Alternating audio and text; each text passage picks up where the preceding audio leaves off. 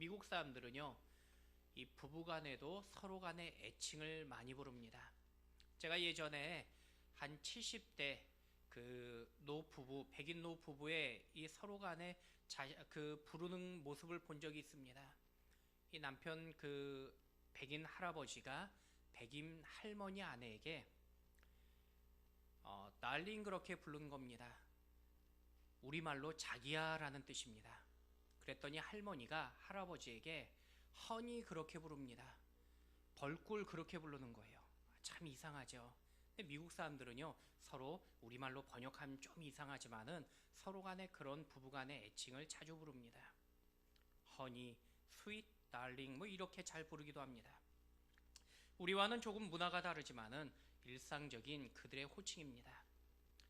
한 젊은 부부가 이민을 갑니다. 부부 동반 모임이지만은 아내의 사정이 있어 혼자 참석하게 됩니다. 식사 자리에서 이민 생활을 오래 했던 부부들이요, 자신의 아내에게 말하는 것을 듣습니다.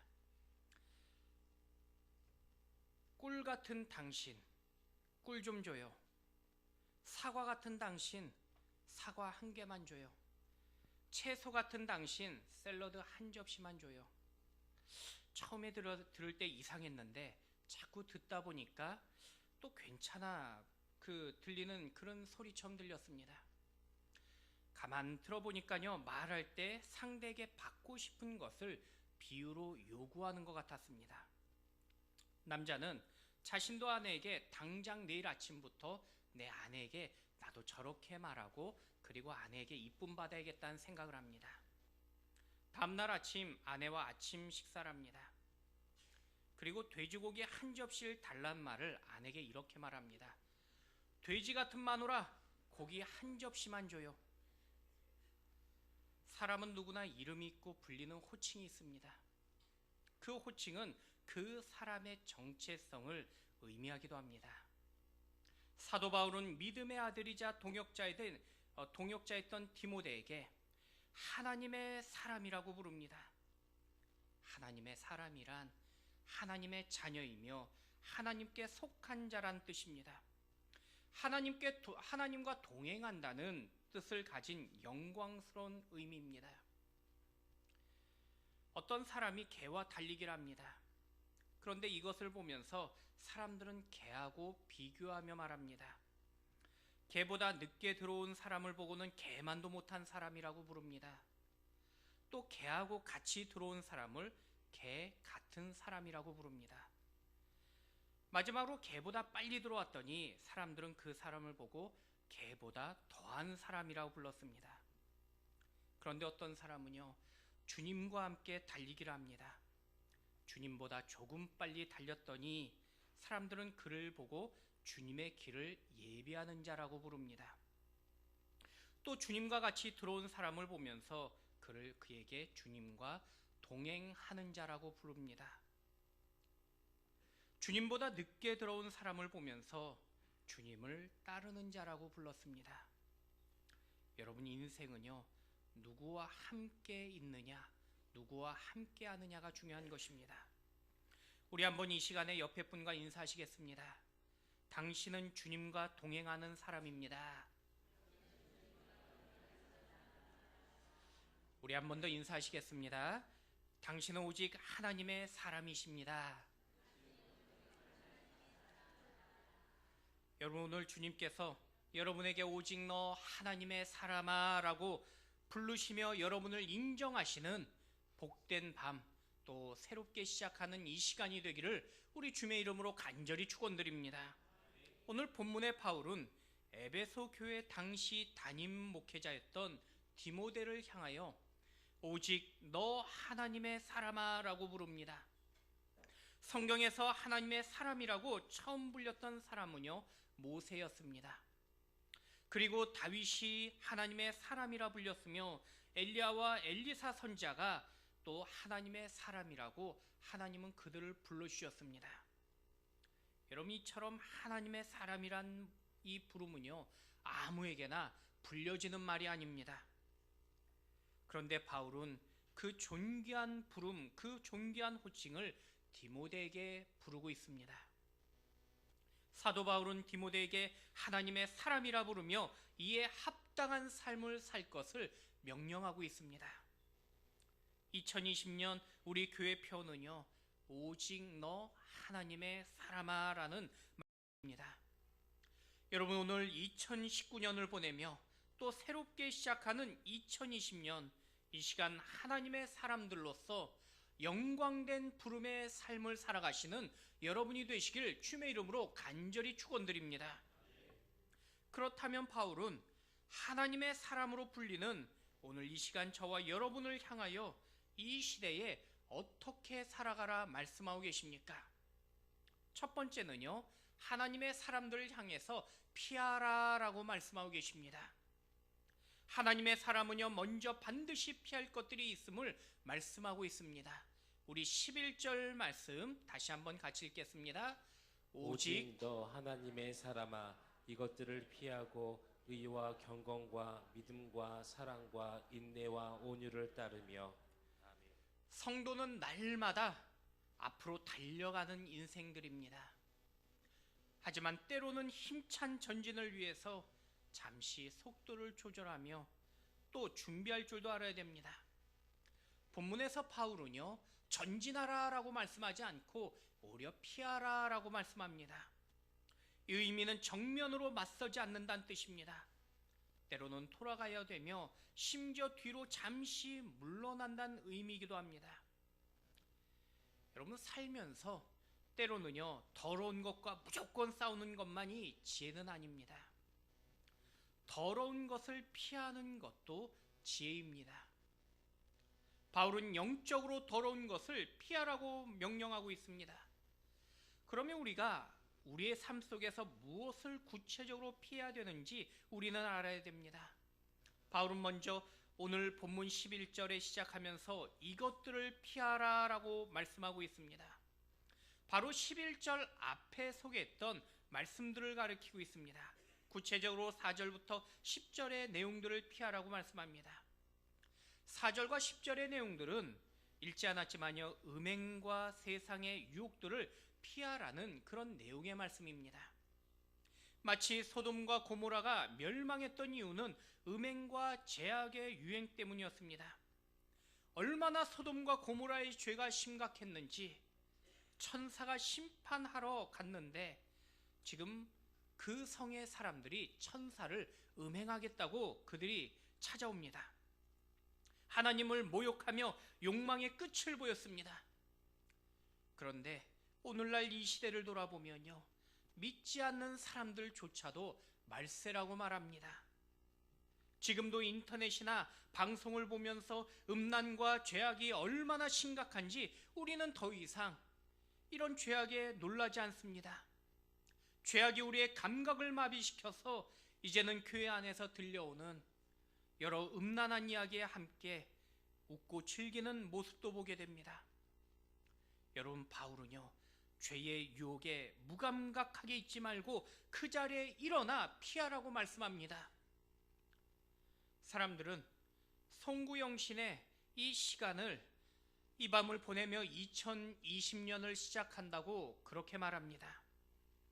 하지만 신학적으로는요, 시간이 흐르면 흐를수록 사실 말세에 더 가까워졌을 뿐입니다. 인간의 쾌락과 타락이 끝이 보이지 않는 시대이기 때문입니다. 여러분, 이런 시대를 살아가는 우리에게 바울은요, 세상의 죄악과 세상의 유행을 피하라고 명령합니다. 마치 요셉을 유혹했던 그 보디발 장군의 아내를 요셉이 거절하고 피했던 것처럼 우리도 믿음의 정절을 지켜야 되는 것입니다. 세상의 더러운 것, 음란한 것을 거절하며 피해야 됩니다. 마귀는 오늘도 여러분의 거룩한 옷을 더럽히기 위하여 우리에게 접근하며 유혹하고 있습니다. 여러분, 죄악의 유혹을 거절하며 오직 하나님의 사람으로서 또 거룩하게 살아가는 오늘 이 시간 여러분의 결단의 모습이 되길 축원드립니다. 또 바울은요, 음행과 세상의 죄악을 피하며 이단과 사설을 피하라라고 말씀하고 있습니다. 진리가 아닌 것에 다툼을 피하고 거짓된 가르침을 멀리하라는 뜻입니다. 여러분, 오늘날도요, 이단을 보면은 논쟁하길 좋아합니다.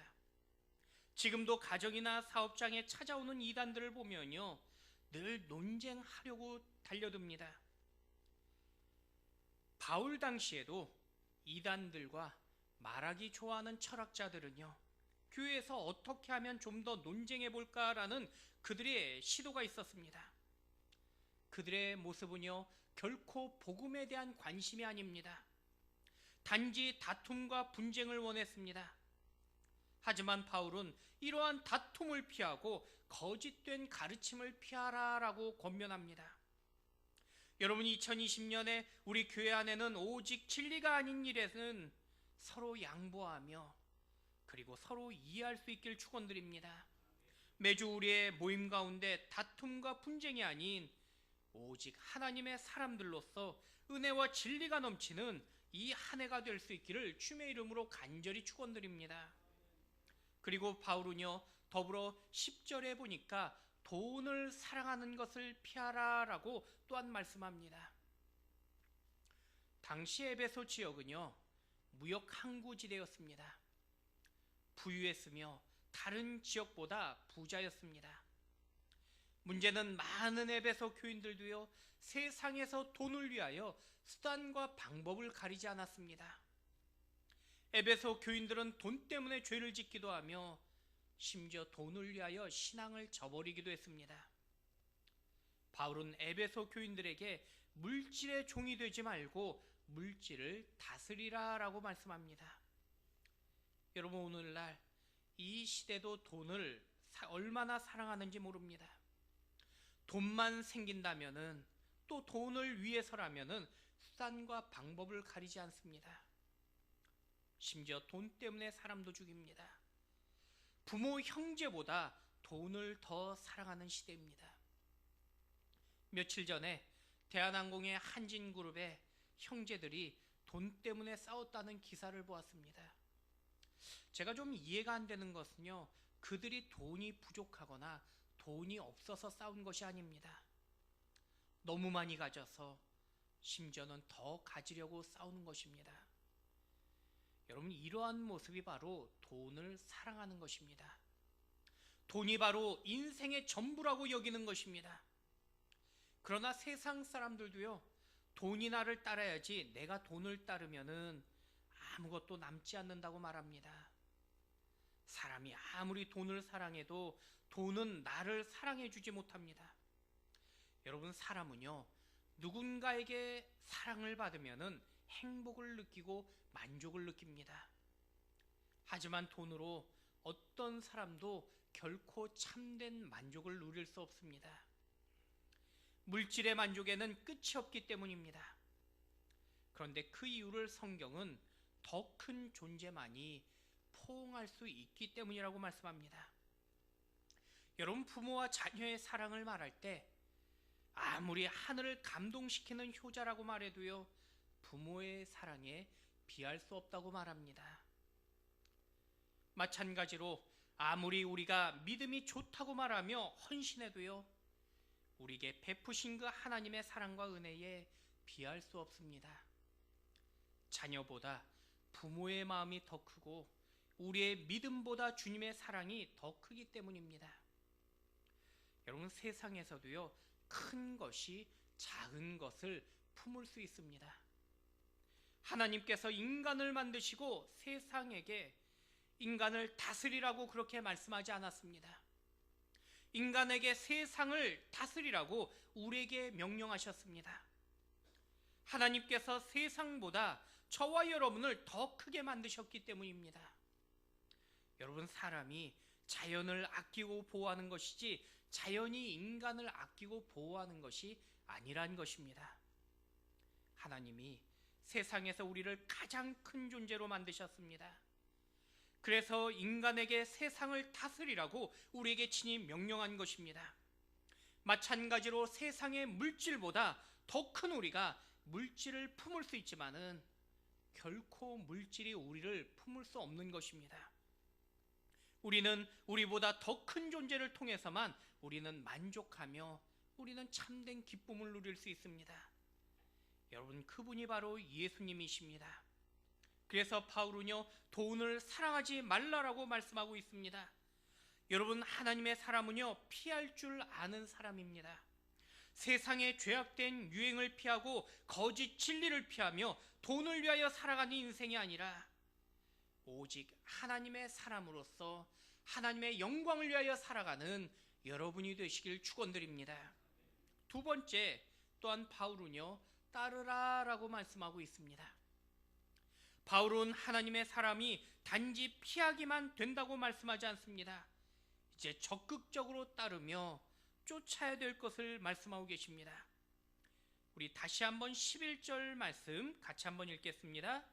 오직 너 하나님의 사람아 이것들을 피하고 의와 경건과 믿음과 사랑과 인내와 온유를 따르며.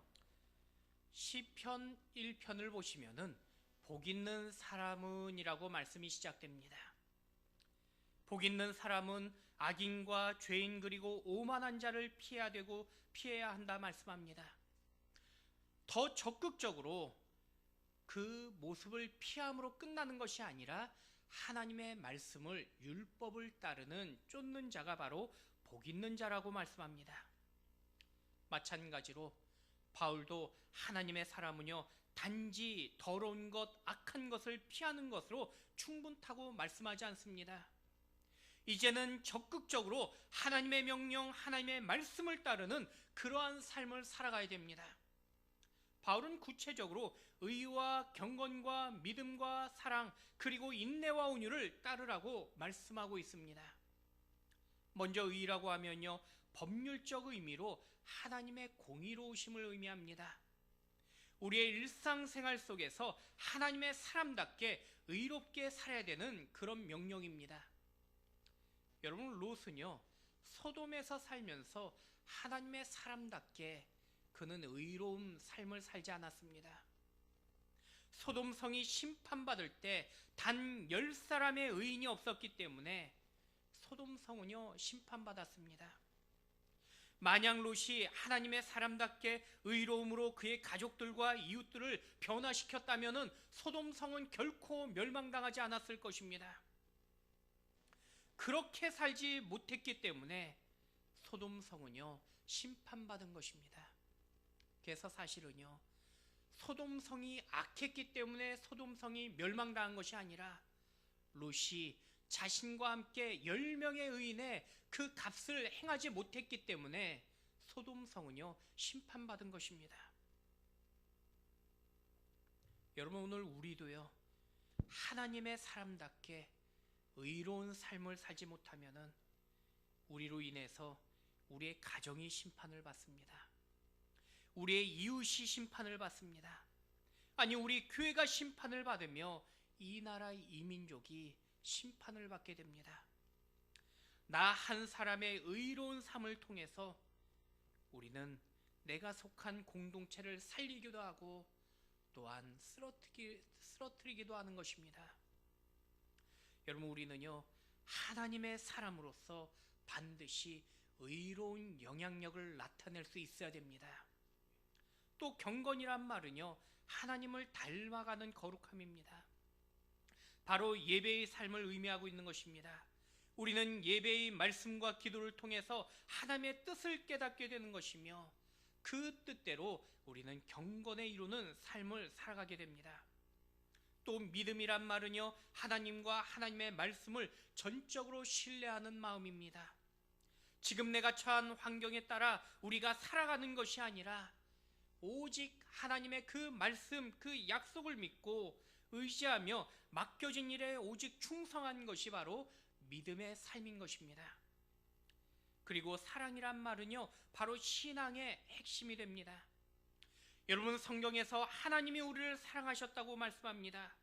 그리고 그 사랑을 이제는 우리의 이웃과 우리의 주변에 실천하라고 말씀하고 계십니다. 여러분, 2020년의 모든 사역이 오직 예수 그리스도의 사랑이 바탕될 수 있기를 축원드립니다. 그리고 인내를 말씀합니다. 인내란 흔들리지 않는 믿음의 모습입니다. 견디는 것입니다. 하나님을 믿고 하나님의 때를 기다리는 것이 바로 인내입니다. 여러분 인내할 때 결국 하나님의 선한 열매를 거둘 수 있게 됩니다. 그리고 마지막으로 온유함을 말씀합니다. 온유란 바로 다른 사람에게 베푸는 친절입니다. 상대를 존중하는 예의이기도 합니다. 예수님은요, 온유한 자에게 복이 있음을 약속하십니다. 여러분 성경은요, 의와 경건과 믿음과 사랑과 인내와 온유를 쫓으라 따르라고 말씀합니다. 그런데 여기 소개된 6단어는요, 따로따로 말씀하는 것 같지만은 사실 2개씩 연결되어 우리에게 말씀하고 있습니다.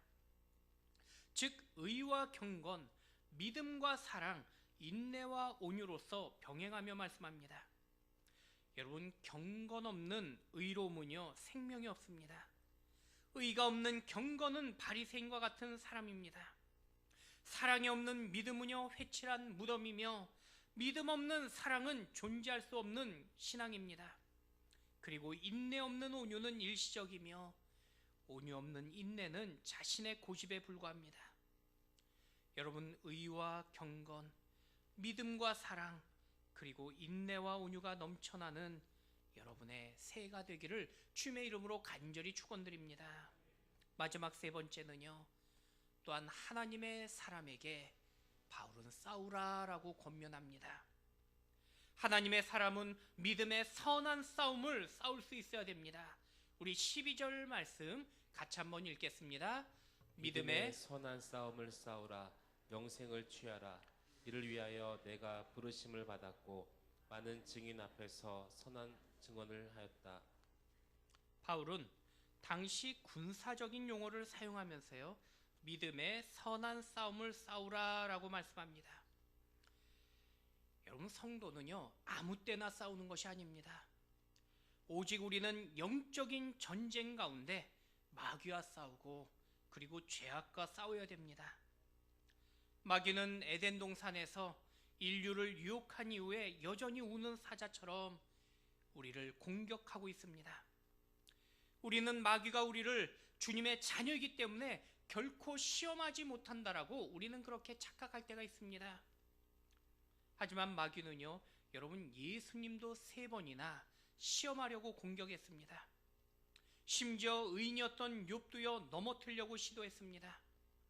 그러므로 연약한 우리는 하나님께 붙잡혀 살아가야 됩니다. 그래야 마귀의 유혹에 쓰러지지 않고 날마다 믿음으로 살아갈 수 있습니다. 여러분 오직 예수 그리스도의 보혈로 오늘도 영적인 전투에서 승리하는 여러분 될 수 있길 축원드립니다. 바울은 믿음의 선한 싸움을 싸우며 스스로 영생을 취하라라고 명령합니다. 열심히 싸움으로 승리하여 나에게 주신 그 구원의 선물을 지키라라고 말씀하고 있습니다. 믿음의 선한 싸움을 통해서 천국 가는 그날까지 나에게 주신 사명 또 영생을 지키라고 명령하고 있습니다.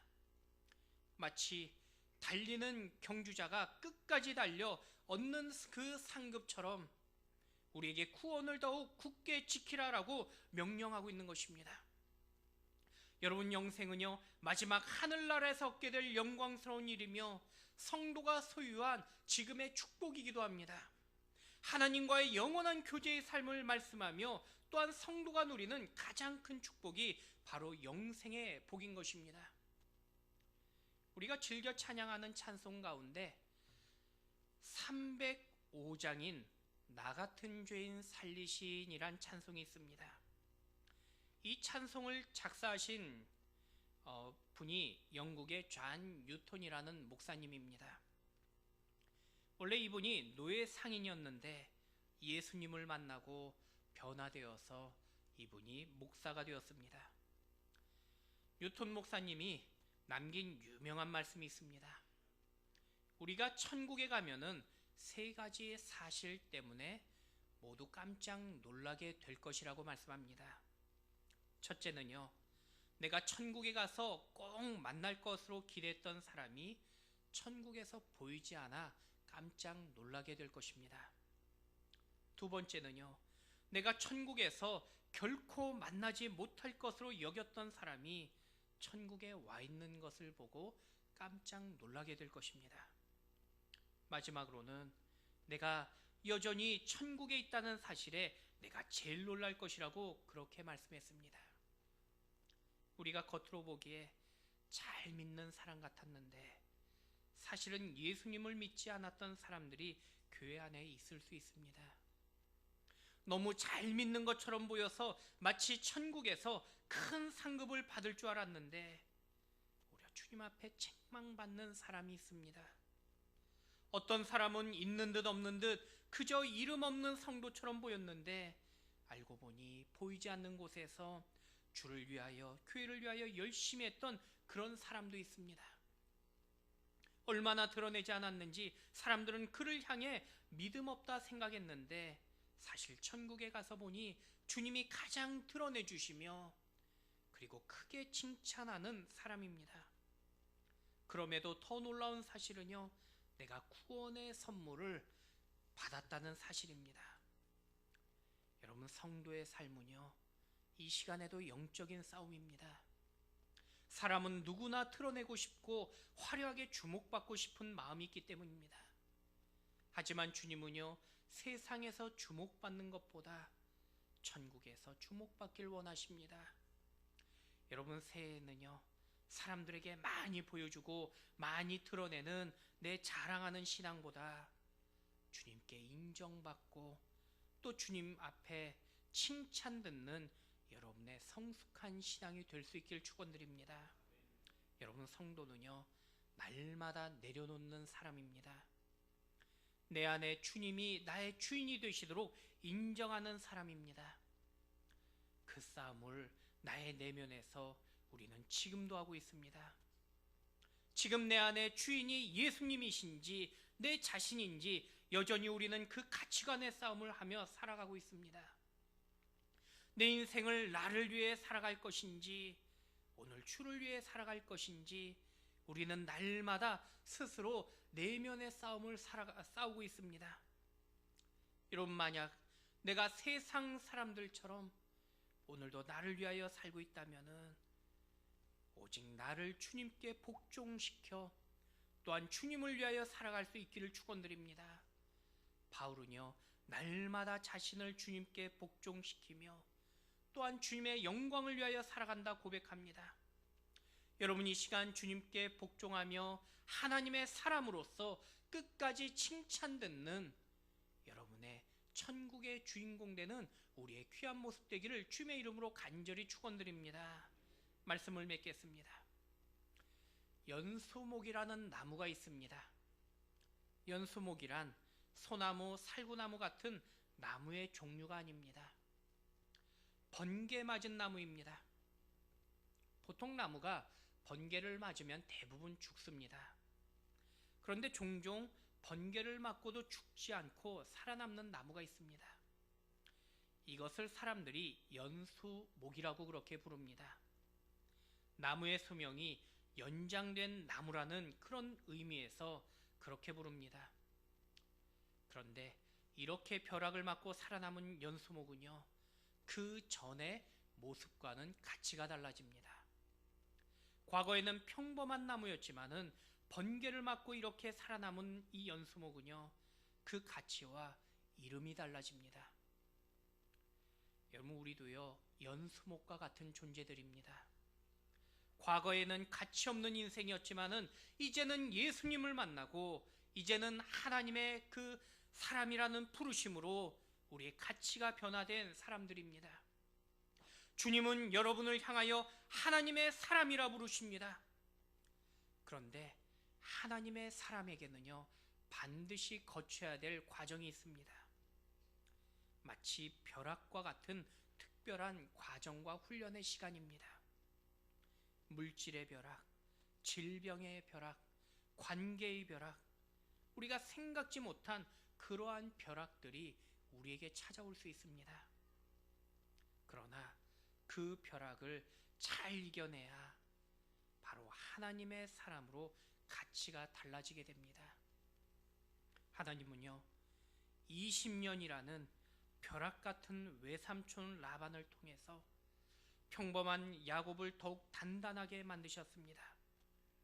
그리고 하나님은 바로 이 야곱을 이제는 이스라엘이라고 불러주십니다. 시몬이라는 평범한 어부를 주님은 불러주시고 3년 동안 주님의 제자로서 벼락 같은 훈련을 하게 됩니다. 그리고 주님은 그 시몬을 이제는 베드로라 불러주십니다. 주님을 핍박하던 사울은요, 다메섹에서 벼락 같은 주님의 그 부르심을 받게 됩니다. 그리고 그는 이제 바울이라는 위대한 이름으로 불리게 됩니다. 저는 오늘 이 시간 하나님께서 부르시는 여러분의 그 새 이름을 기대하시며 또 하나님의 사람이라는 그 거룩한 부르심에 또 감사하며 소망할 수 있는 여러분이 되시길 축원드립니다. 하나님은 오늘 이 시간 여러분을 하나님의 사람아라고 부르십니다.